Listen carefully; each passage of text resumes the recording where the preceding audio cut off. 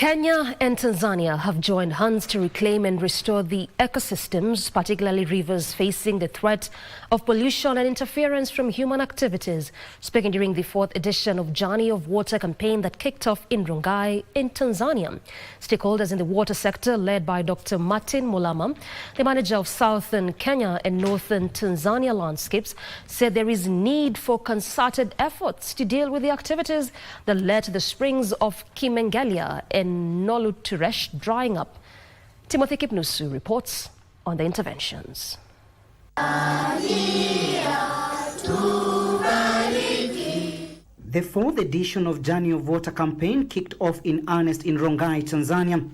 Here, stakeholders raised an alarm on the increased cases of deforestation and encroachment of water catchment areas. So there's very strong need of us being able to, protect and conserve our catchment areas, ecosystems, so that we have a healthy and functioning, water flows.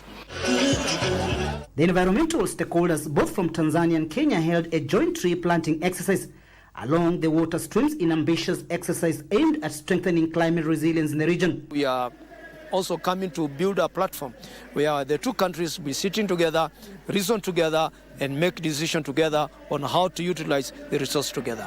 Key focus was Noluturesh River in Kenya as well as Kimengelia River in Tanzania, which is currently facing a major threat. We all know that the community in Kenya and Tanzania, they are actually depending on this river, two important rivers, Kimengelia and the Noluturesh from Kenya side.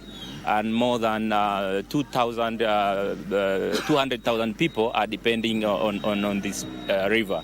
According to the manager, Southern Kenya and Northern Tanzania landscape, Dr. Martin Mulama, different players have raised funds in a move aimed at reclaiming the ecosystems. As a role of, the civil societies is basically to complement and ensure that the policies are strong enough, are enabling, and also to ensure that the government, whether it's county or the national government, is being able to implement the policies and their strategic plans.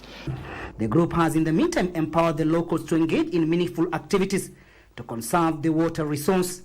Tunategemea sana maji kutoka Kenya, kutoka Tanzania. Kwa hiyo tunavyotunza vyanzo vya maji, tunakuwa na furaha sana na jamii inayotuzunguka inafaidi. Hata wale wa kiwango cha chini wakulima wanafaidi sana. This year's theme of the meeting is Rivers Without Borders, One Source, Shared Future. They say water is life, and as Kenya and Tanzania put mechanisms in place to protect the water catchment areas, the biggest challenge remains human activities, with the two countries putting measures in place to curb the vice.